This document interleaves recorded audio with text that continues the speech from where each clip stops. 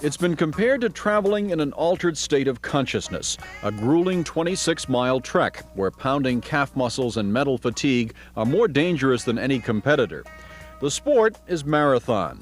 For the first time ever, it will be an Olympic event for women. The odds-on favorite to cop the gold is 26-year-old New Englander Joan Benoit. Sometimes I'm looking for the mile markers, and I know that's a bad sign. When the mile markers seem to go by unnoticed, I know I'm running well. Driving herself to do the impossible is what makes Joan Benoit tick. In the 1983 Boston Marathon, she not only beat the field, but lopped almost 3 minutes off the world pace. Her record of 2 hours, 22 minutes, and 43 seconds, which still stands today, was 13 minutes faster than her winning effort in Boston in 1979. In a sport where victories are measured in seconds, her feat was nothing short of sensational. How far did Joan Benoit advance women's running that day? Well, her time would have given her a victory in every men's marathon that had been run before 1956. People say, well, what's your strategy for this race, and how do you plan to run that race, and things like that, and I just go out and run the way I feel. Despite the success, which has turned her into one of sport's most popular cover attractions, Joan Benoit continues to train in relative secrecy.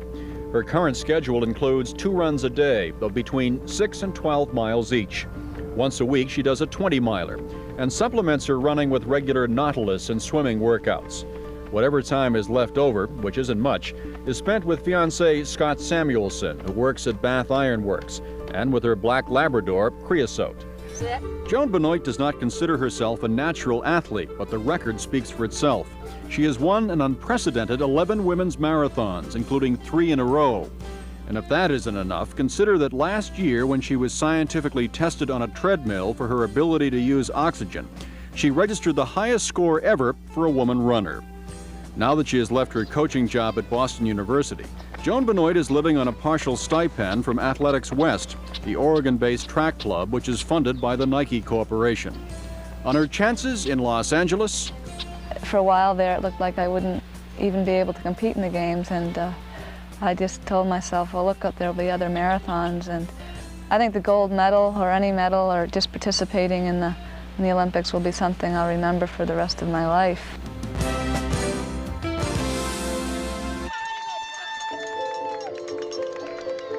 This is Team Hoyt.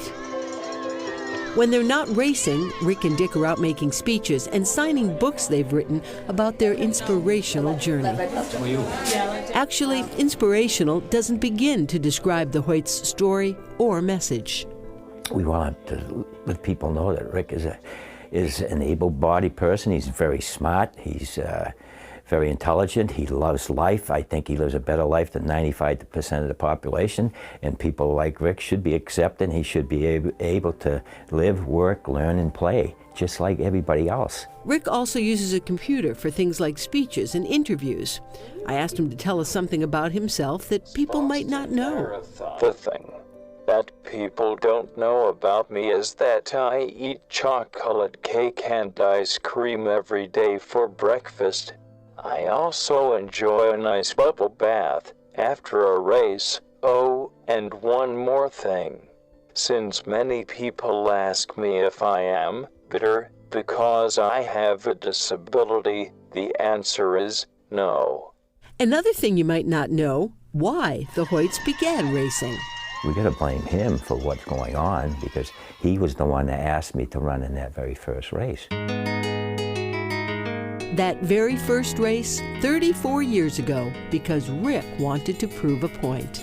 The reason I started running was because it had a purpose. I wanted to show someone I knew who had an acquired disability that life goes on and he could still lead a productive life.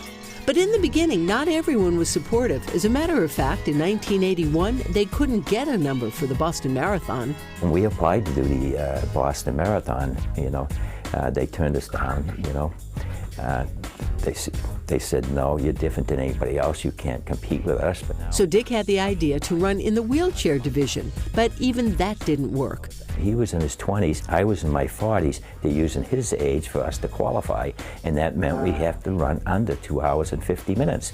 And I felt that was their way, they thought, of getting rid of us, because they said there's no way a 40-year-old man can push his 20-year-old son in a wheelchair and run under 2 hours and 50 minutes. But they did. In the fall of '82, they ran the Marine Corps Marathon in 2 hours 45 minutes. And the rest, as they say, is history.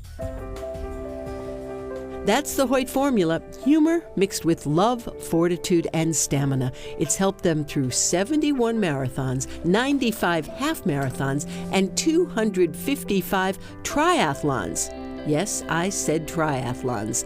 For the swimming, Dick wears a special harness and pulls Rick on a boat. Tough, you say? Well, not for Dick Hoyt.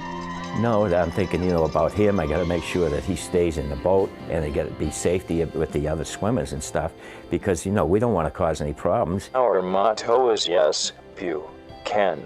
There isn't anything you can't do as long as you make up your mind to do it. And there's no such word as no. And that's how we do it. And of course, that was our good friend Susan Warnick bringing us the story of Team Hoyt. Dick Hoyt passed away in 2021, but the family legacy continues through the Hoyt Foundation, which serves young people with disabilities. This year, Bruins legend Zdeno Chara will be running to support Team Hoyt.